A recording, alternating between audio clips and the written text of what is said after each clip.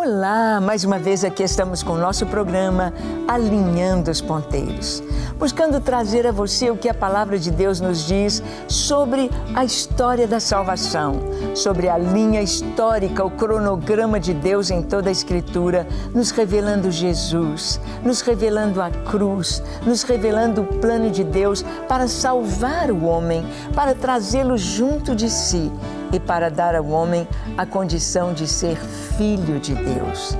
Nas histórias do Antigo Testamento, podemos ver este plano arquitetado por Deus de uma forma tão linda, sendo revelado com a luz do Novo Testamento. Com a luz do Senhor, podemos ver esta salvação em cada livro da Bíblia. Sim, e no programa de hoje queremos conversar sobre este tema, a história da salvação no segundo livro de Samuel. É isto, vamos ver ali na história dos primeiros reis, de Saul, Davi, Salomão, vamos ver a história da salvação. Deus preparando a humanidade, Deus preparando o seu povo para mostrar seu Filho e para trazer ao mundo a luz que ilumina e traz salvação. Então, deixe o Espírito Santo falar com você. Ele vai te falar nesse programa, pois Alinhando os Ponteiros já começou.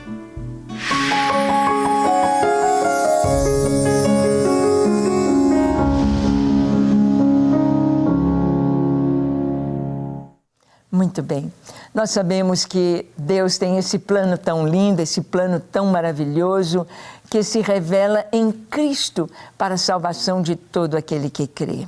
E nós vemos no caminhar da história, nós podemos ver Deus em todo o tempo. Deus agindo, Deus atuando, Deus trazendo, Deus falando, mas Deus mostrando quem Ele é, quem nós somos e como devemos viver e andar em sua presença. Porque o reino de Deus é um reino de santidade, é um reino de paz, é um reino de alegria, é o reino de Deus, onde a santidade é uma condição tão importante. E nós vamos ver aqui, no segundo livro de Samuel, na história da salvação, nós vamos ver as coisas de Deus e a santidade.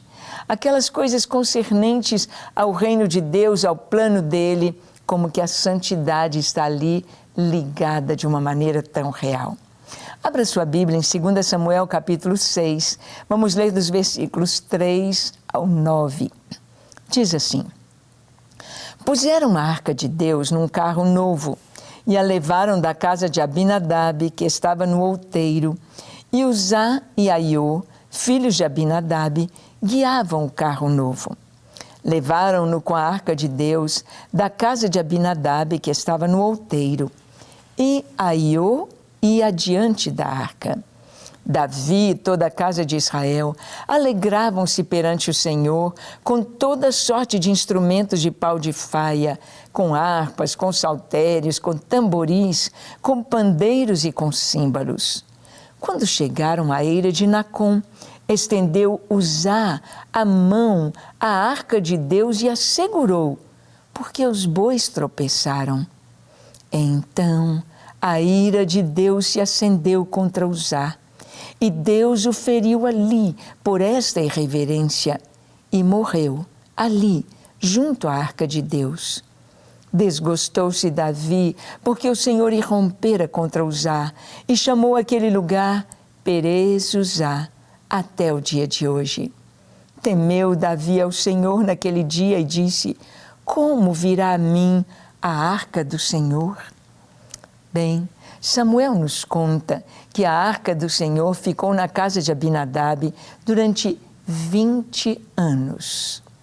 Ficou 7 meses entre os filisteus fazendo um grande estrago, destruindo e fazendo cair por terra e cortando cabeça e mãos do deus Dagom, a imagem de pedra ali no templo de Dagom, na cidade de Asdod. E a arca, então, foi trazida até Israel de uma maneira muito especial.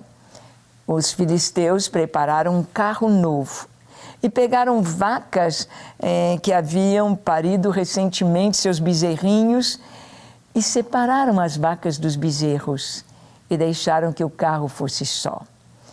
É claro que as vacas não iriam deixar os bezerrinhos, mas elas foram berrando, como que chorando, caminhando, indo para Kiriat Jearim, indo para a região da fronteira com Israel, indo para Kiriat Jearim. E o povo de Deus se alegrou em Kiriat Jearim, porque a arca estava vindo e houve esta grande vitória de ter de volta a arca do Senhor. Mas os homens daquela cidade, irreverentemente, abriram a arca, olharam dentro dela e foram mortos. 70 homens de Kiriat Jearim. Uma irreverência, porque a arca só podia tocar, mexer, carregar sacerdotes, somente os sacerdotes. E então o povo estava tão assustado com o que estava acontecendo. E Davi quer trazer a arca para Jerusalém. Ele agora é rei em Israel. E a primeira coisa que ele faz é trazer a arca. E ele traz a arca como os filisteus fizeram, num carro novo, num carro de bois. E os 2 filhos de Abinadab, Uzá e Aiu, vinham dirigindo o carro. A arca vai cair porque os bois tropeçaram. Uzá segura e é fulminado ali naquela hora. Davi fica muito triste com a morte de Uzá e deixa a arca na casa de Obed-edom, porque ele não sabe como vai trazer a arca. Deus é santo, santo, santo. As coisas de Deus têm de ser feitas da maneira de Deus. Deus não nos liberou para fazer as coisas do nosso modo.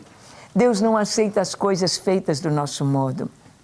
Hoje nós temos pessoas, temos pregadores, temos igrejas abrindo no Brasil e no mundo, querendo trazer o Evangelho acomodado às suas perspectivas, à sua visão, ao seu modo de ver.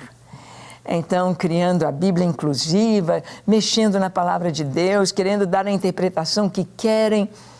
Mas Deus é santo, santo, santo.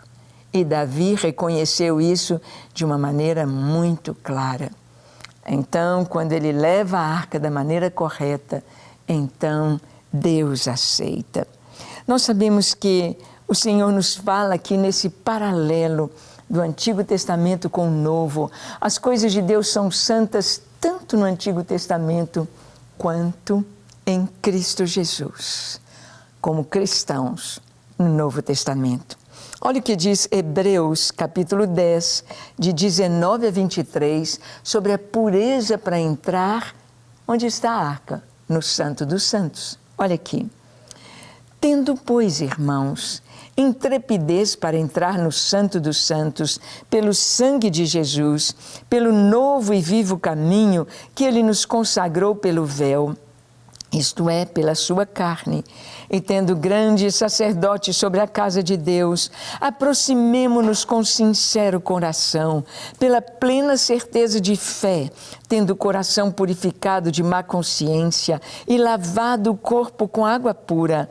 Guardemos firme a confissão da esperança sem vacilar, pois quem fez a promessa é fiel. A palavra está dizendo, aproximemo-nos da presença de Deus, do trono de Deus, da glória de Deus, com o coração purificado da má consciência e lavado o corpo com água pura. Santidade. As coisas de Deus são santas, nosso Deus é santo. E o segundo livro de Samuel nos traz esse entendimento. Fazer as coisas de Deus como Deus quer e como Ele fala. Nós vamos ver também que em 2 Samuel 7, de 12 a 16, se fala do reino eterno de Davi. Deus promete a Davi um reino eterno. Vamos ver? Diz assim o texto. Quando os teus dias se cumprirem e descansares com os teus pais, então farei levantar depois de ti o teu descendente, que procederá de ti, e estabelecerei o seu reino. Este edificará uma casa ao meu nome, e eu estabelecerei para sempre o trono do seu reino. Eu lhe serei por pai, e ele me será por filho. Se vier a transgredir, castigá-lo-ei com varas de homens e com açoites dos filhos dos homens. Mas a minha misericórdia se não apartará dele, como retirei de Saul, a quem tirei de diante de ti. Porém, a tua casa e o teu reino serão firmados para sempre diante de ti. O teu trono será estabelecido para sempre. O Senhor prometeu isto a Davi. O Senhor prometeu isto à sua descendência, Salomão depois dele. E nós vamos ver na história dos reis de Israel, nós vamos ver a descendência de Davi sempre se assentando no trono ali em Jerusalém. Até que depois do Império Romano, nós vamos ver o Rei dos Reis. Ele recebendo uma coroa não de ouro, mas de espinhos. Ele não se assentando no trono da casa de Davi, no trono em Jerusalém, mas ele sendo colocado ali na cruz do Calvário. O Senhor recebendo um manto aparatoso de Herodes e com deboche os soldados romanos põem a coroa de espinhos na sua cabeça, põem um manto de Herodes, lhe dão uma cana para segurar como se fosse o cetro e se prostram dizendo: salve, Rei dos Judeus. Parecia uma brincadeira, um escárnio, mas era um ato profético. Era Roma e o mundo se curvando diante do Rei Jesus. O reino de Davi seria eterno. E nós vamos ver, o descendente de Davi, Jesus, é o Rei dos Reis, é o Rei eterno. Olha o que está escrito em 1 Timóteo, capítulo 6, dos versículos 14 ao 16. Nós lemos assim: que guardes o mandamento imaculado, irrepreensível, até a manifestação de nosso Senhor Jesus Cristo, o qual em suas épocas determinadas há de ser revelada pelo bendito e único soberano, o Rei dos reis e Senhor dos senhores, o único que possui imortalidade, que habita em luz inacessível, a quem homem algum jamais viu, nem é capaz de ver. A ele honra e poder eterno. Amém. Aqui está escrito: até a manifestação de Jesus Cristo, o qual em épocas determinadas há de ser revelado como único soberano, Rei dos reis e Senhor dos senhores. Descendente de Davi, sim, tanto por Maria como por José. Tanto José quanto Maria são descendentes diretos de Davi, da tribo de Judá. Jesus é herdeiro legal do trono de Israel, mas não apenas em Israel ele reina, mas em toda a terra. De todos os povos, tribos, línguas e nações. Todo joelho se prostrará, toda língua confessará que Jesus Cristo é o Senhor, para a glória de Deus Pai. Jesus é o Rei dos reis, Ele é o Senhor dos senhores, Jesus é Rei. Aqui no segundo livro de Samuel, nós podemos ver isto, que um rei não poderia reinar eternamente se não fosse Deus. Não. Porque com a morte, ele cessaria o seu governo. Mas Jesus não é simplesmente homem. Ele é Deus que se fez homem. Ele assumiu o governo está sobre os seus ombros, nos diz Isaías, e o seu governo não terá fim. Jesus reinou, reina e reinará eternamente. Ele é o Rei de todos os reis. Todos os governos da terra se dobrarão diante da majestade do Senhor. Os reinos passam e, como na visão que Daniel interpretou para o rei Nabucodonosor, a visão que ele teve no seu sonho dos governos deste mundo, Ele viu uma grande estátua com a cabeça de ouro, peito de prata, quadris de bronze, as pernas de ferro e os pés de barro misturado com ferro. E uma pedra sem o auxílio de homens foi cortada da montanha e se arrojou aos pés da estátua. E ela virou pó que o vento levou. Mas a pedra se tornou uma grande montanha. Uma montanha que cobriu toda a face da terra. E Davi trouxe a interpretação para o rei Nabucodonosor, dizendo que a cabeça de ouro era o seu império, o Império Babilônico.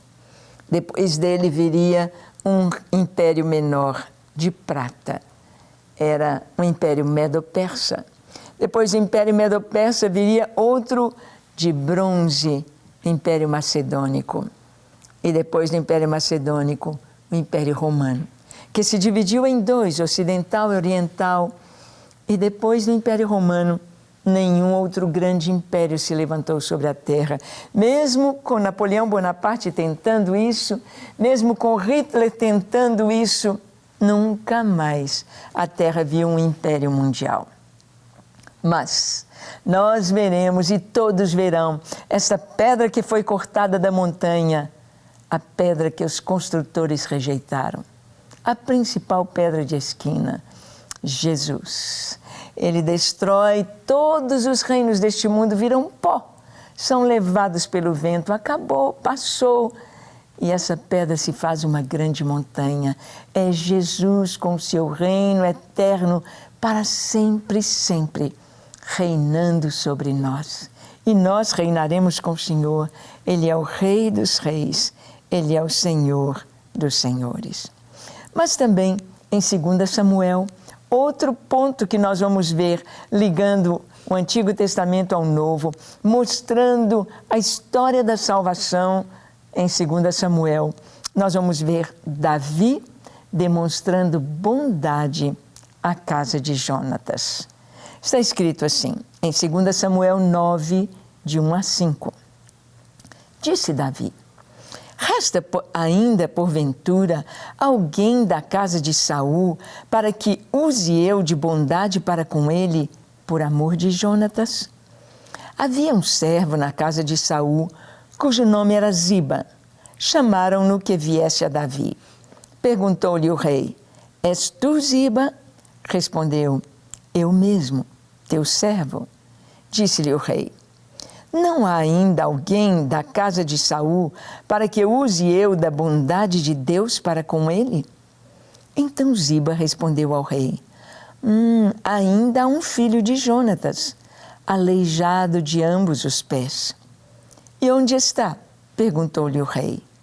Ziba lhe respondeu: está na casa de Maquir, filho de Amiel, em Lodebar.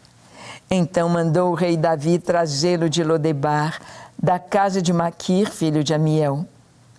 Davi manda buscar este homem, Mefibosete, com seus pés aleijados, mas era filho de Jonatas, o melhor amigo de Davi, filho do rei Saul, com quem Davi havia feito uma aliança. Davi jurou a Jonatas que teria uma aliança com a sua descendência. E Davi manda buscar o descendente de Saul, o descendente na casa de Jonatas. Ele queria cumprir a sua promessa. Deus prometeu lá no Gênesis que enviaria a salvação. Deus prometeu que cuidaria do ser humano, daqueles que fizessem aliança com ele. Deus prometeu que da semente da mulher viria um que haveria de esmagar a cabeça da serpente, que haveria de vencer o mal para sempre. Deus prometeu e Deus cumpriu em Cristo Jesus. Davi fez uma promessa a Jonatas e agora, como rei, ele deveria cumpri-la. Jesus, ele é o Rei dos Reis, o Senhor dos Senhores, e ele cumpre a sua palavra. Ele cumpre. E ele mandou trazer Mefibosete lá do deserto, lá de Lodebar, lá do lugar do esquecimento, e trouxe o filho de Jonatas, para sentar com ele na sua mesa, para comer pão junto com os príncipes, para ser um príncipe na sua mesa, no seu palácio, no seu reino. Jesus faz isso conosco. Nos chama para nos sentarmos à sua mesa, para comermos do seu banquete, para sermos príncipes e princesas do Senhor. Olhe como a graça de Cristo e o seu amor por nós nos alcançaram. Olha o que está escrito em Efésios capítulo 2, de 1 a 8. Lemos assim: Ele vos deu vida, estando vós mortos nos vossos delitos e pecados, nos quais andastes outrora, segundo o curso deste mundo, segundo o príncipe da potestade do ar, do espírito que agora atua nos filhos da desobediência, entre os quais também todos nós andamos outrora, segundo as inclinações da nossa carne, fazendo a vontade da carne e dos pensamentos, e éramos, por natureza, filhos da ira, como também os demais. Mas Deus, sendo rico em misericórdia, por causa do grande amor com que nos amou, e estando nós mortos nos nossos delitos, nos deu vida juntamente com Cristo. Pela graça sois salvos, e juntamente com Ele nos ressuscitou e nos fez assentar nos lugares celestiais em Cristo Jesus, para mostrar nos séculos vindouros a suprema riqueza da sua graça em bondade para conosco, em Cristo Jesus. Porque pela graça sois salvos, mediante a fé. E isto não vem de vós, é dom de Deus. Bem, assim como Davi usou de misericórdia e de prova de amor e de fidelidade a uma aliança, trazendo um aleijado, trazendo um descendente de Saul, Saul que perseguiu tanto Davi. Saul que não gostava de Davi, Saul que queria matar Davi. Davi traz um descendente dele, um neto dele, para se assentar à mesa. Deus é tão maravilhoso que aquilo que Ele prometeu, Ele cumpre. Pessoas indignas, aleijados, não simplesmente no sentido físico, mas espiritualmente. Como diz o apóstolo Paulo na carta aos Efésios, estávamos mortos em nossos delitos e pecados, não merecíamos jamais a salvação, não merecíamos que Deus olhasse para nós, mas Ele estendeu a mão, Ele nos ergue, Ele nos faz assentar nos lugares celestiais na sua presença. Nós não merecemos, é graça, é a misericórdia de Deus. E isto é um paralelo entre a segunda carta, o segundo livro de Samuel, com a história da redenção, a história da salvação, como Davi trouxe um aleijado, filho ou neto do seu inimigo, mas havia uma aliança com Jonatas, havia uma aliança feita. Deus, Ele nos prometeu dar a salvação. Desde o Gênesis, alguém que haveria de esmagar a cabeça da serpente, vencer o inimigo, vencer o pecado, vencer o mal. E Jesus veio. E Ele nos trouxe esta salvação. Você já está salvo? Você já tem seu nome no livro da vida? Você tem certeza da sua salvação, que se morrer agora, você vai direto para o céu e o Senhor te recebe como filho? Ou você tem medo de morrer? Ou você está inseguro? Vamos orar agora? Entregue agora sua vida ao Senhor. Ore comigo, dizendo assim: Senhor, eis-me aqui em Tua presença. Eu abro meu coração. Tu me sondas, Tu me conheces. Tu sabes quem eu sou. Tu conheces os meus erros, as minhas falhas, os meus pecados, a minha vida. Perdoa-me, Senhor. Eu me arrependo de todo o mal e te peço perdão. Perdoa-me. lava o meu coração, que não fique um só pecado em mim, mas que eu seja completamente perdoado. Eu me entrego a Ti para viver na Tua presença e ser Teu, somente Teu, enquanto viver. Venho a Ti com tudo que sou e com tudo que tenho, com a minha casa e a minha descendência. Somos Teus, hoje e para sempre. Amém, amém e amém. Graças a Deus. É isso aí. Andar e viver na presença do Senhor, ser salvo, ter o nome escrito no livro da vida. Basta crer, basta confessar. E agora, andar na presença de Deus, em santidade. Deus te abençoe ricamente e até o nosso próximo encontro, quando aqui estaremos compartilhando com você a palavra de Deus. Até lá.